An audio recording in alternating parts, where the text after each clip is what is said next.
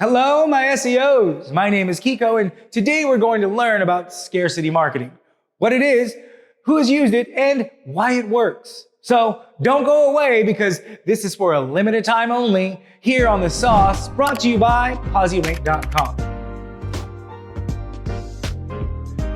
Now, scarcity marketing is a marketing strategy that plays on a prospect's fear of missing out on purchases. As the kids call it, FOMO. But it's based on the psychological principle that we tend to want what is in demand and hard to attain.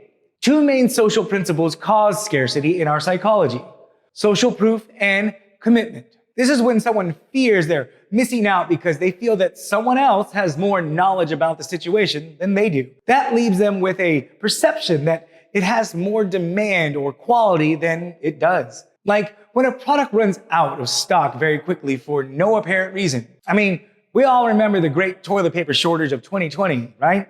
Bitcoin wasn't the only thing that year that was worth a lot. Quilted toilet paper became the new currency. This is when someone has already committed themselves to something and finds out that they can't have it. And that makes them want it even more.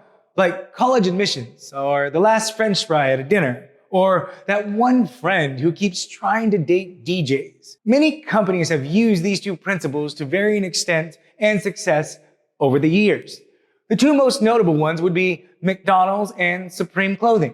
Both of them use commitment and social scarcity to sell products like the McRib and clothing. McDonald's doesn't sell clothing. It would just smell like French fries. Wait, should they sell that? The McRib was first introduced in Kansas City, Missouri in 1981, and it wasn't that big of a hit. In fact, they discontinued it just 4 years later. And from 1989 to 2005, it was just regional until they discovered something. If they only released it seasonally, the short-term release would build excitement, desire, and increase demand. So ever since 2005, every so often, the McRib makes a comeback and people lose their minds over it. People will even sell them on eBay like a sneaker drop or Supreme Clothing. Ah, yes. And then there's Supreme Clothing, the company that took scarcity to an art form. Supreme is a streetwear clothing company that sells more than clothes in limited quantities. Some things like dog dishes, crowbars, bricks,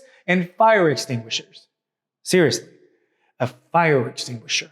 Supreme Clothing started in New York City in 1994, and ever since, they have been building its brand one scarcity marketing tactic at a time. With each item they release bearing their name, people clamor to get their hands on them and mostly resell. And that is what also contributes to their desire. It's not like they used a special fabric, design, or product. Well, the pinball machine was actually pretty cool, I'll admit it. But it's the limited, exclusive, and most of the time, expensive nature of the product that they are releasing that creates the scarcity. And that's what makes it so useful for marketing and generating sales. Now, arguably, McDonald's and Supreme could make more products. With the amount of money they bring in, they could flood the world with their stuff, but it wouldn't be exclusive. It wouldn't be desired, and it wouldn't drive sales. The perfect example of this is the toilet paper shortage. No one cared about it or thought of it as a commodity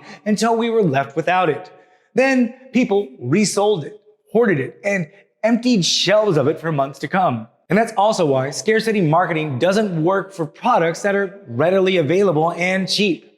I mean, without a world pandemic driving it. Yes, other fast food chains can make pork sandwiches. Yes, there are other clothing companies that put their name on items and sell them, but none of them have built and maintained exclusivity to drive sales and desire for their scarce products.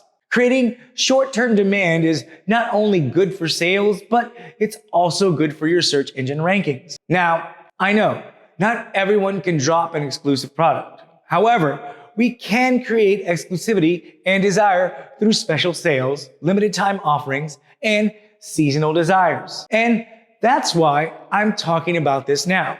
It is coming close to the holidays, and Black Friday and Cyber Monday are fast approaching. Matter of fact, next week, which are two of the biggest scarcity marketing days of the year. Nothing beats Taco Tuesday, okay? So, do you know some of the tactics and methods you could use to drive sales for this holiday season? Well, if you haven't, then that's what we're going to talk about in our next videos. And if you need help with your SEO, then click the link below and schedule a free, no-hassle consultation with one of us at PosiRank.com. We will give you a free customized SEO action plan that you can implement today to help you rank higher within search engines, regardless if you choose to work with us or not.